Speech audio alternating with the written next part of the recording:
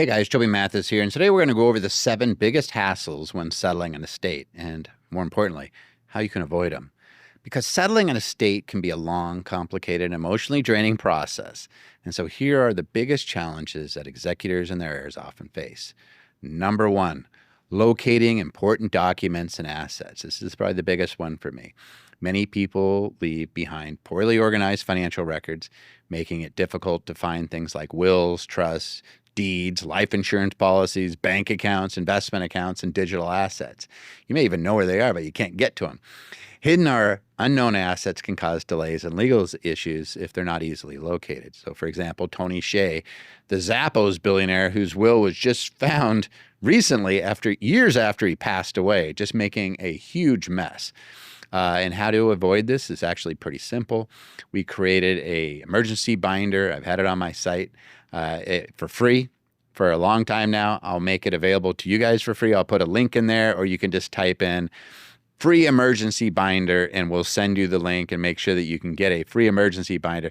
It organizes all of your data, including who your friends are, doctors, how to take care of your pets and animals, how to access your digital assets like your Facebook, Instagram, things like that, so people can actually get access to these things, where you're banking. And don't worry, your passwords are not in the emergency binder. They're on a separate sheet that's kept in a secure location.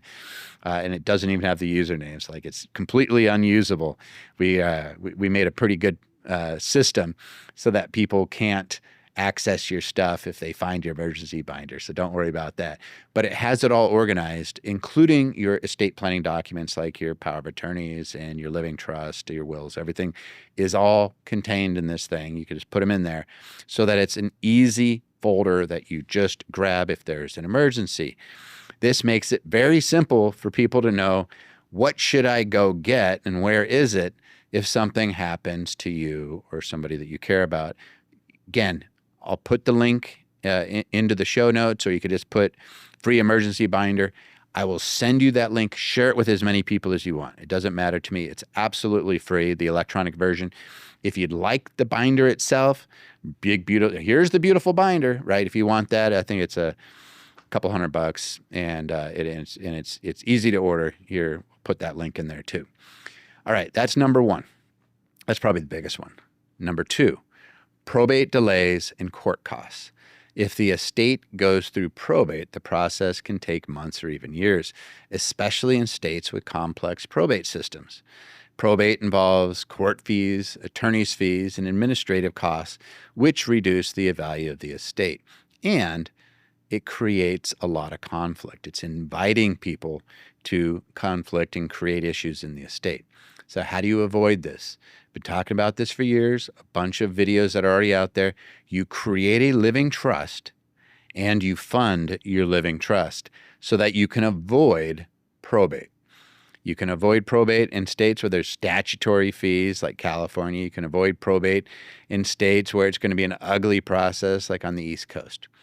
So there are simple documents that you can use so that you do not have to go to court. Or more importantly, your heirs don't have to go to court, and you could avoid having to hire a bunch of lawyers and all the costs that go along with a court proceeding simply by using that living trust and making sure that it's properly funded.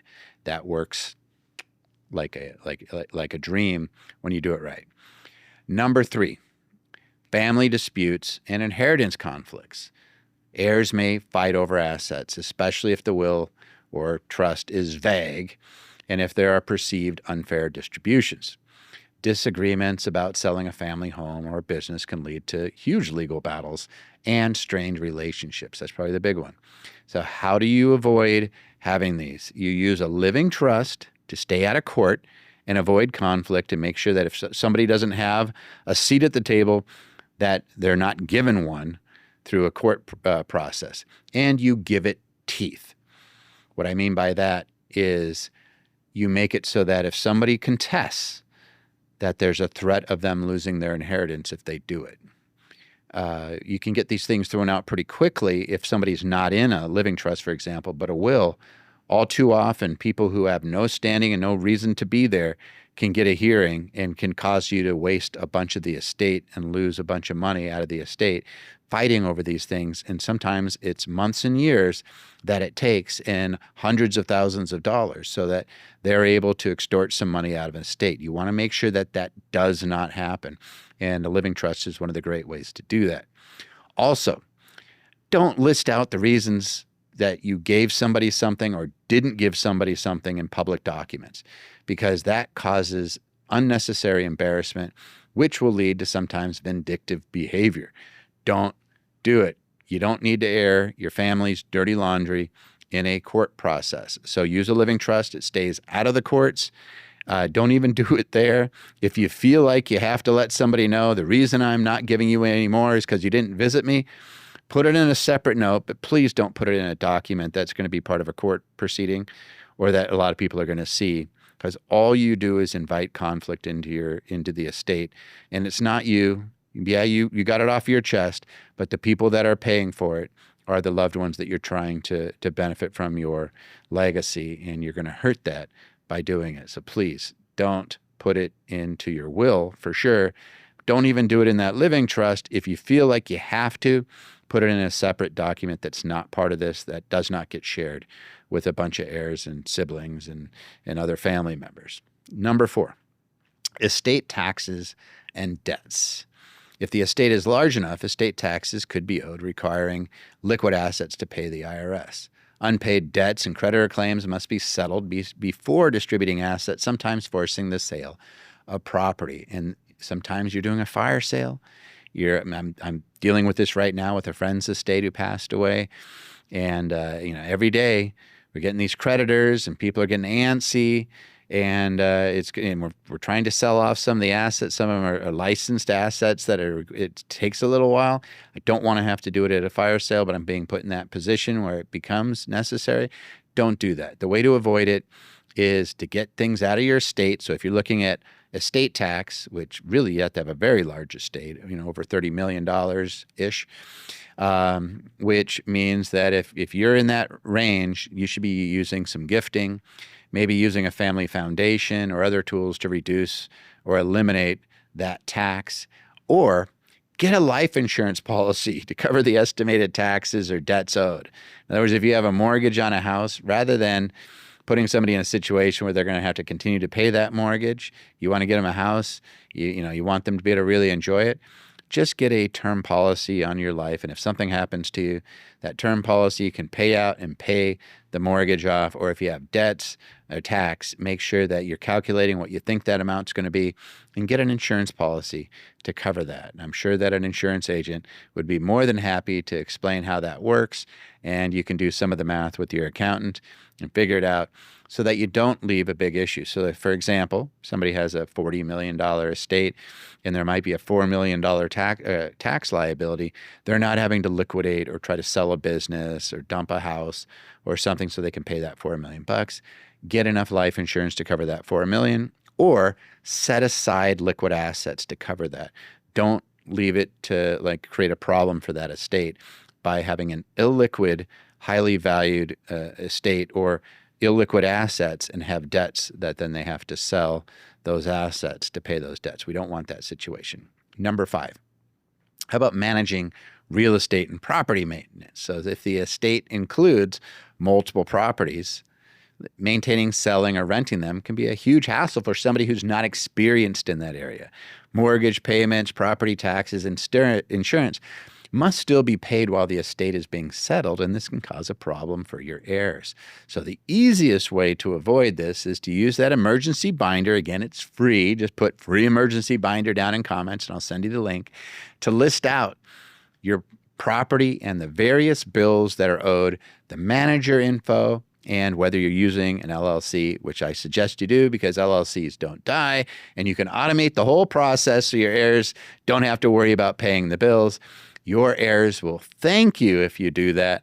And again, you could set your legacy in your estate so that it's automated and keeps running. And even though you pass away, the structure keeps going on as though you're still there. It'll just make life so much easier for your heirs and your loved ones. please, please do that. And by the way, if you need to talk to somebody about how to set that up so that it's not just everything in your name and you're not probating in multiple jurisdictions and you're not leaving your heirs a mess, give us a call. Just put down, here's an easy one, just put free consult. Or just put consult even. Free consult or consult down below, and we'll send you a link so you can talk to somebody absolutely free about what it would look like to set that up for your situation. All right, number 6, business succession issues. If the decedent owned a business, lack of a clear succession plan can lead to financial and legal chaos. That is absolutely true. Because if somebody doesn't know how to run your business and you just leave them a business, they're not going to know what to do. I've seen it over and over again. They have no idea where to start. Business partners and heirs may not even agree on whether to sell, keep, or dissolve the business. It creates a big mess. And so how do you avoid it? Number 1, sounds like a broken record, right? Use that emergency binder to explain the business to your heirs and what you want for that business. Hopefully you can bring them in during your lifetime so you can explain what you want. And then use a buy-sell agreement with life insurance to handle the sale upon death. With perhaps if you have partners so that you don't have your heirs having to be new partners with your partners, you could have an agreement ahead of time that says, if I pass, here's insurance policy, let's get one on me, and the proceeds are going to buy you, you're going to give you money so you can buy my estate out at an agreed upon price. Make sure you communicate this with your heirs and use an appropriate entity to avoid any business disruption. For example, don't be a sole proprietor, please, because your business is going to go down because it's going to get tied up into your estate. If you're a sole proprietor with a will, you're cooked. If you're an LLC, you might have a chance of surviving, or a corporation. If you have a living trust with a buy-sell agreement and a corporation or LLC, it's going to be a breeze. So make sure that you're structuring appropriately. If you need to talk to somebody about that, again, just put in the comments down below, consult or free consult, and we'll talk to you about it. Number 7, dealing with digital assets and online accounts. Over and over again, we see this being an issue. This is probably the biggest one right now. It's because without clear instructions, it can be difficult to access email accounts, social media, cryptocurrency, or other digital assets. It may be impossible, in fact. Some platforms require court orders or specific legal process to grant access to accounts. So how do you avoid this? You guessed it. Use the emergency binder. There's a whole list where you can make your heirs aware of the accounts and how to access them, and explain your investment philosophy, why, what you are investing in. And then the easiest thing is to hold an entity. So even if you're gone, that entity's the owner, and your heirs just step in. Sometimes it's just a trustee. Sometimes it's the executor who can just step in and operate everything and ensure ease of access. That's really, really important. All right, here's a bonus. So we went over the 7. While you're alive, in addition to the emergency binder and an estate plan, please do the following. Number 1, appoint a financial power of attorney and healthcare proxy.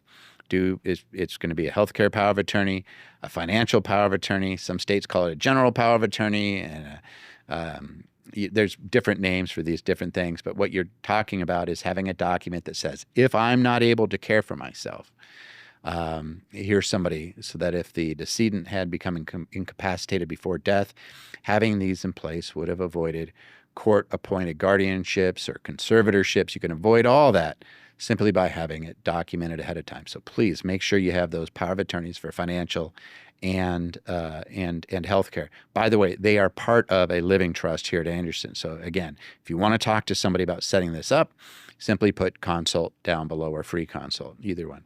It's going to be a free consult no matter what. We'll send you a link. Number 2, consider prepaying funeral and burial expenses. I see this so often because somebody passes away and the heirs, sometimes there's nothing in writing. Sometimes it just says, I want to be buried. Sometimes it says, I want to be cremated, but there's no instructions of what to do, who to talk to. And these things aren't cheap. And it ends up being very costly for the family. Sometimes they're taken advantage of because they're in grief and they don't want to seem cheap and all these things. If you just set it up, it removes the financial and logistical burden for your family. Set it up and state, here's what I want. clearly in writing, not just in the will, which may not be read in time. Put it on as an aside and say, if I pass, here's what I have set up, or here's what I would like. And be specific, because the more specificity, the less ambiguity, the less heartache and pain. And put that in there. And by the way, you know where to put it. It's going to be in your emergency binder, which is absolutely free. Just type in free emergency binder or emergency binder. We'll send you the link, or it's in the show notes. Either way, there's no reason why you can't have these things put in place within a week so that people know what your wishes are, so that you can save them some heartache and some pain. If you like this type of comment, please like and subscribe. Share this with anybody who you think would benefit. And more importantly, that free emergency binder, share that link with anybody and everybody who you think could benefit from having a little more planning in their life. Thanks, guys.